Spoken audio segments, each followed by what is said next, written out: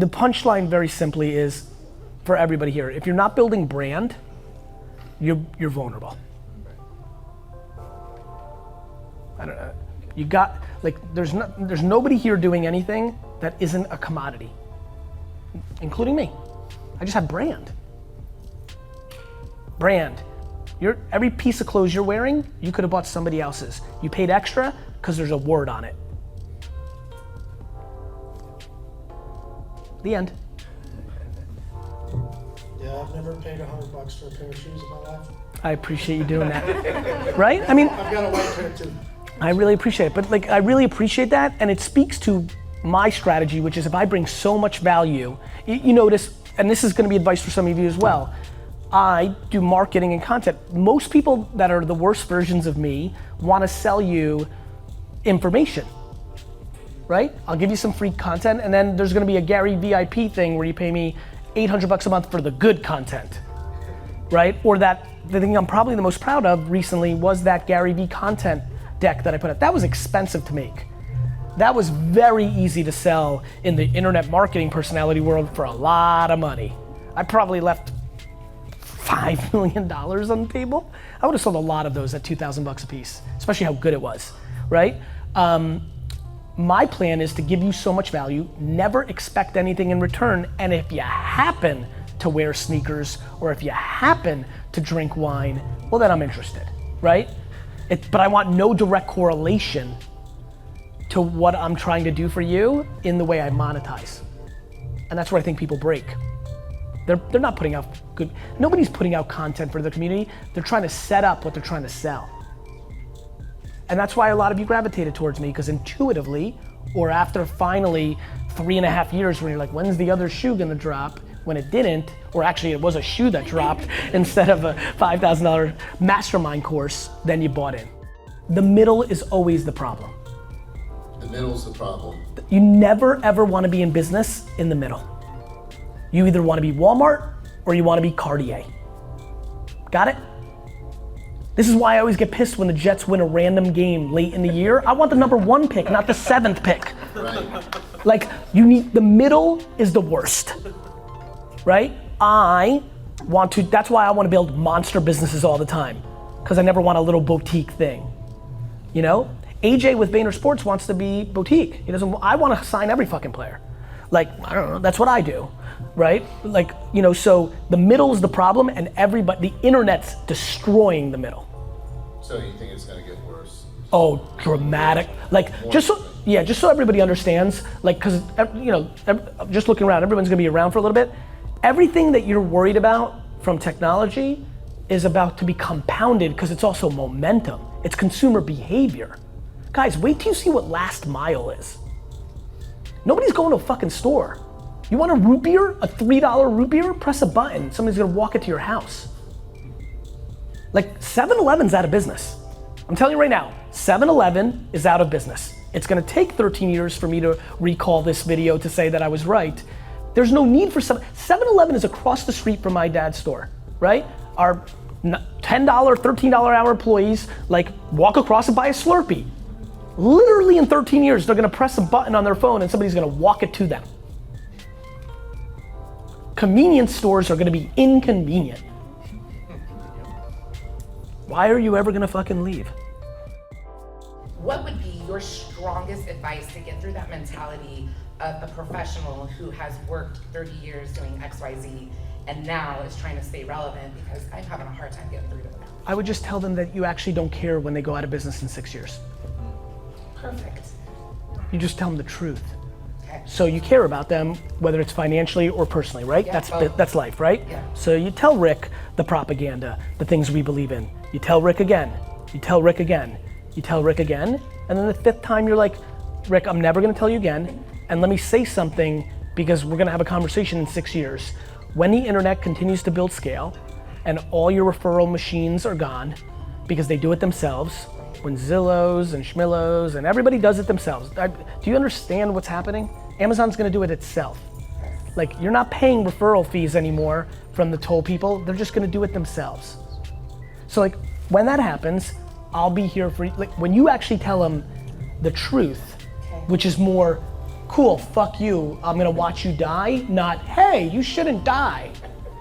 You know, nobody stopped smoking either, but then they cried about it when they were dying of lung cancer. I don't try to convince people. I tell them the truth, and then I let the ramifications fall, and I tell them my truth, which is, I love. Do you know how much I love when somebody says, I listened to you and good things happened? Admiration, it's the best feeling in the world. Funny for me, and luckily for me, I also really, really, really, really love when people come up to me 4 years later and say, I didn't listen to you and my business went out of business. I love it. I don't love it because I'm a dick. I love it because I like capitalism and merit and the truth. If you do the wrong things happen. It's the reason I got into the parenting content. You do the wrong things, it's gonna not work out. You do the right things, it's gonna work out. You're being ideological. Probably because you have financial vested interest in that scenario. Yes. The problem is you have to widen your net so you don't spend any time trying to sell somebody you can't sell. Of course I show those losses. I put out a post the other day of like all the mistakes I made. Like I love that stuff. My biggest problem right now with Vayner is too many other people are involved in my losses. I can't show you on my vlog firing somebody because it's not fair to that person. So a lot of the shit that I'm going with, plus I'm like, you know, so anyway, the answer is of course. I think it's the best thing that my sister's doing with her journey in building out her real estate world, right? She's talking about that she sucks. It's very, very important. This is an industry that is built on faking it till you make it. Young kid comes in the industry, goes buys a suit that he can't afford, fucking tries to play it off, and then you actually meet the person. Authenticity is, that's also the middle. You know why is in trouble? The internet. No internet? Cruising. Because NBC and ABC and the Wall Street Journal had his back. Do you understand? Authenticity is no different than the last question. There's no other option. So just Because you can't hide. You can't hide. You know how many fucking cameras are at this place? Wait till you see what the world looks like in 10 years. Camera for every person. Probably in the form of a piece of technology that nobody can think of right now, which eliminates Caleb and D-Rock's job, which is I throw a ball in the air and it follows me around. 360. Why not? Did you ever think you'd have an iPhone that was, the iPhone is more powerful computer than Ronald Reagan had his computers running the free world. That's 5 minutes ago in the scheme of things. One thing I'll tell you is I don't suppress anything. Like I put them on, like, and you know, I mean, D-Rock probably gets 50 fucking job offers a day. Like I create a culture that is sticky because of who I am and what I'm willing to do. And my ambition for them is the same thing my ambitions are for my admins. I hope Caleb wins a fucking Academy Award if in the back of his mind, he wants to be a great filmmaker. And at some point, I'm gonna have so much fucking leverage in the world, right? Justin, who used to film me, who quit, called me yesterday. I talked to him yesterday and he called me and goes, you know what? I didn't get it when I was on your team. I come out and I'm documenting myself. Justin decided he was gonna be Garyvee, but he didn't realize all his content was selfish and it clicked. So now he's starting a new series where it's like Humans of New York. He's gonna literally go up to random strangers, film them and ask them for advice. And then he called me and said, hey, can you do one to give it value? I'm like, of course. What do I want? I want them to think that joining me was the greatest fucking decision of their lives, right? In the same way that I can impact people that I've never met from afar with content, imagine how they think I'm a much better guy than you guys do. Anybody who really, really knows, the people who think I'm the best guy are my assistants who have all the information about me, about everything. They see everything I do, exactly how I do it. They know me better than my parents know me. They know exactly the things I do. I say it all the time. I started Wine Library TV that morning when I told Eric Kastner to go to Best Buy to do QVC. And the second the camera came on, I decided to do Wine Spectator because I got scared, literally. I mean, you know how my brain works fast. I'm like, fuck, what if I go to a party and somebody gives me a glass of wine and says, what do you think? And I say, this is shit. And they're like, fuck you, you said it was 95 points on what? I got scared. So then I was like, shit, I just have to say whatever it is.